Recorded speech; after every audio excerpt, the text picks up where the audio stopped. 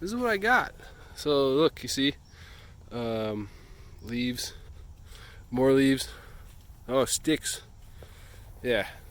You want to find a good spot to put your stuff, or I should say, make your sculpture. You don't want to just put it somewhere that's boring. Try to find somewhere that's interesting. You got to think about, like, what is this going to look like when you photograph it? What do you want to say? Are you going to put your art on top of a table like this? That might make it really stand out. But also, like the one example, Andy Goldsworthy had his stuff kind of just like grooving around the bottom of a tree.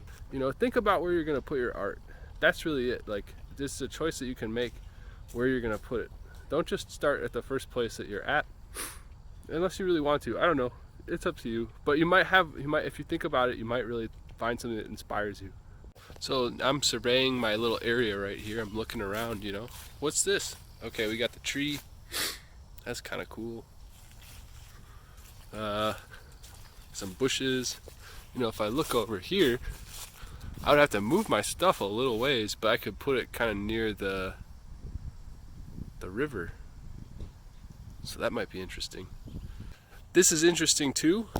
Like, so they came through and they mowed here, and that's like, they got rid of all the leaves. So if I put my stuff out here, like right there, people are gonna notice it.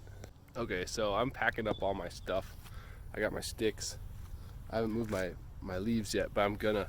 This area isn't really speaking to me. I don't really want to build anything on the park tables. So I'm gonna move over just a little bit by the river.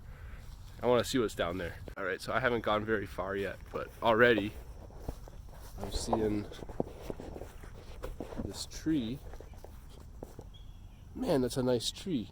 I'm gonna build something kind of by this little spot right here. I think that's gonna be good. Okay, so now that I'm over here, check this out. There's all these new leaves. We got these little tiny leaves like this. Now that's interesting. We're gonna see how those interact with the other leaves that I have. Okay, so I'm thinking about, how am I gonna photograph this? What do I want? And if I look, I really like the look of that river. I would like to put that in the background of my photograph. So I'm gonna build my stuff in a way so I can see that in the background. So I'm gonna set my stuff, kind of like pretty close to the river. And I also like this tree. Like I said, this tree is pretty good. So I think I'm gonna put it kind of like right between those two things.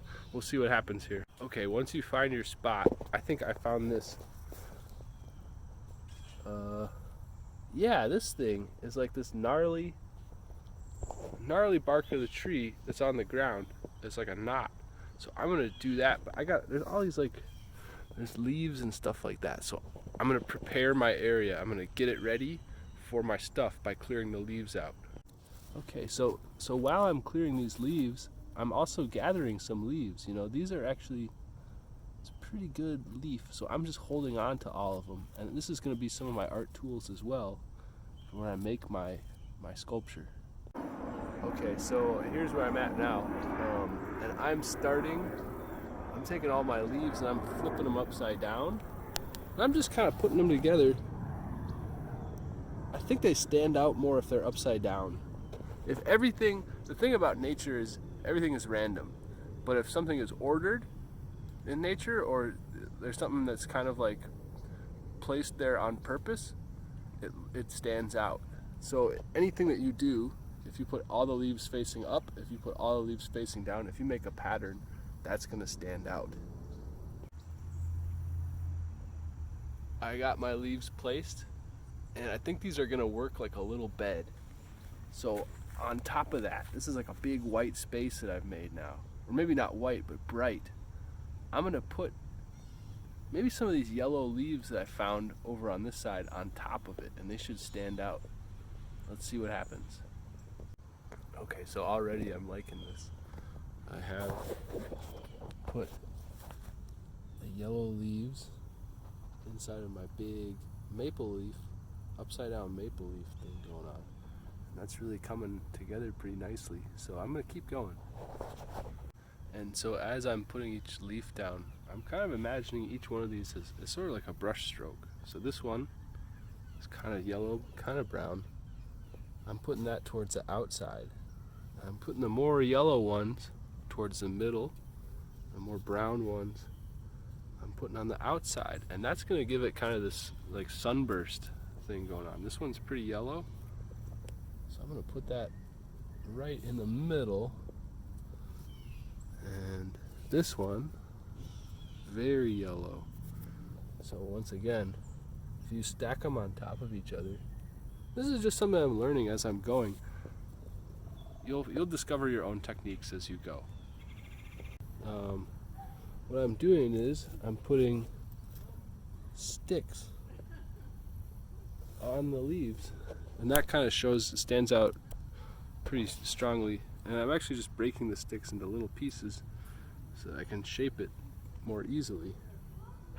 I think that the sticks stand out pretty nice. Okay, so there it is. That's my completed sculpture. And it goes all the way to there. I gotta take a picture of this, so I want to frame it up in such a way that I can see my art and maybe find something, like I said earlier, in the background that is cool. But still, I want to be able to see the art too, right? So maybe I'll have to get a little bit closer. You know, that might be it right there. I think sometimes you can't think too much about the background. And maybe get, 2 shots of it or something like that.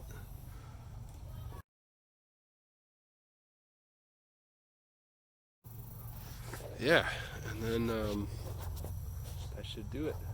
Cool. That was fun.